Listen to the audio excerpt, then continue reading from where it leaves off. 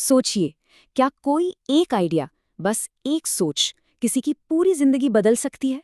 सुनने में शायद बड़ा लगे, लेकिन आज हम एक ऐसे ही साइकोलॉजिकल थ्योरी की बात करेंगे जिसने सच में दुनिया भर में लाखों लोगों का अपनी काबिलियत को देखने का नजरिया ही बदल दिया। तो चलिए, शुरुआत एक बहुत ही बुनियादी सवाल से करते हैं। क्या हमारी जो काबिलियत है, हमारा टैलेंट, हमारी इंटेलिजेंस, क्या वो पत्थर की लकीर है?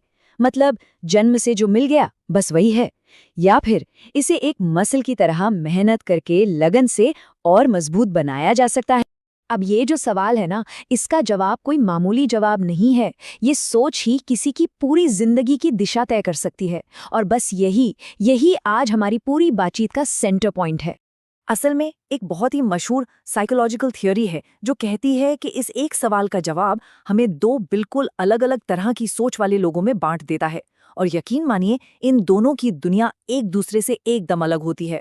तो फिर आइए इन दो अलग अलग सोच के तरीकों को, इन दायरों को थोड़ा और गहराई से समझते हैं, क्योंकि इन्हें समझना ही अपनी असली काबिलियत को अनलॉक करने का, कह सकते हैं, पहला कदम है।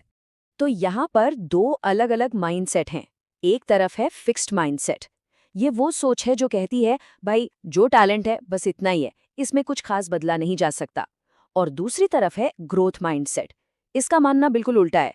ये कहती है कि हमारी काबिलियत तो बस एक स्टार्टिंग पॉइंट है, फुल स्टॉप नहीं। अब ये जो फिक्स्ड माइंडसेट वाले लोग होते हैं ना, वो अक्सर चैलेंजेस से, मुश्किलों से बचते हैं। क्यों? क्योंकि उन्हें एक डर लगा रहता है कि कहीं फेल हो गए तो ये साबित हो जाएगा कि उनमें टैलेंट ही नहीं है। और वहीं दूसरी तरफ ग्रोथ माइंडसेट वाले लोग, उनका नजरिया बिल्कुल अलग होता है। वो मानते हैं कि मेहनत से, कुछ नया सीखने की चाहत से और टिके रहने से कोई भी अपनी काबिलियत को बढ़ा सकता है। उनके लिए फेलियर कोई अंत नहीं है, बल्कि वो तो सीखने की प्रोसेस का एक जरूरी हिस्सा है। अच्छा, ये तो हो गई थ्योरी की बात। अब देखते हैं कि असल जिंदगी में ये चीज कैसे काम करती है।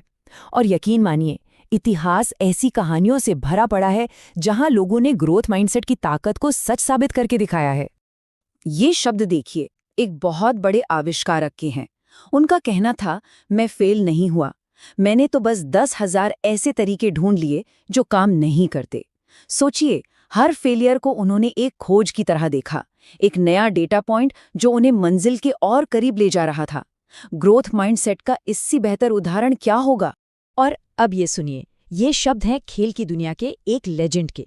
उनकी महानता का राज उनकी जीतों में उतना नहीं था जितना उन हजारों नाकाम कोशिशों में था जिनसे वो सीखते गए और खुद को बेहतर बनाते गए।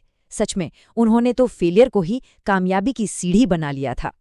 और आखिर में ये विचार एक बहुत ही मशहूर लेखिका का है, जो एक ज़रूरी बात याद दिलाता है कि अगर कोई फेल होने के डर से कुछ ट्राई ही ना करे तो वो शायद बहुत सेफ जिंदगी जी ले, लेकिन अपनी असली काबिलियत तक तो कभी नहीं पहुंच पाएगा।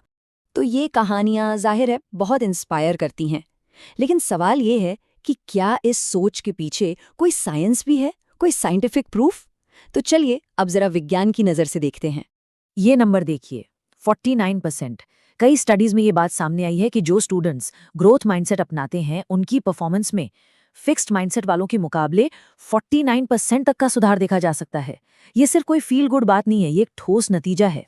और इसके पीछे जो साइंस है उसे कहते हैं न्यूरोप्लास्टिसिटी। इसका सीधा सा मतलब ये है कि हमारा दिमाग एक मसल की तरह है। जब भी कोई इंसान कुछ नया सीखता है या किसी मुश्किल का सामना करता है तो दिमाग में सचमुच नए कनेक्शंस बनते हैं, नए रास्ते खुलते हैं। मतलब हमारी सोच हमारे दिमाग को फिजिकली बदल सकती है, उसे और मजबूत और काबिल बना सकती है। तो ठीक है, हमने थियरी समझ ली, प्रेरणा देने वाली कहानियां भी सुन ली और इसके पीछे का साइंस भी देख लिया। पर अब सबसे जरूरी सवाल, इन सब का किसी की भी असल जिंदगी में क्या मतलब है? देखिए, सबसे जरूरी बात जो याद रखनी है वो ये है कि किसी का भी माइंडसेट फिक्स्ड नहीं होता। ये पत्थर की लकीर नहीं है, ये एक चॉइस है, एक ऐसा चुनाव जो हर दिन, हर मुश्किल के सामने किया जा सकता है कि इस चैलेंज को एक खतरे की तरह देखें या फिर सीखने के एक मौके की तरह। तो आखिर में ये सारी बातें हमें एक ही सवाल पर लाकर छोड़ देती हैं। किसी की भी काबिलियत की कहानी पहले से तय नहीं है, वो पत्थर पर नहीं लिखी गई। कलम हमेशा हाथ में होती है। तो अब सवाल बस इतना है कि कहानी का अगला चैप्टर क्या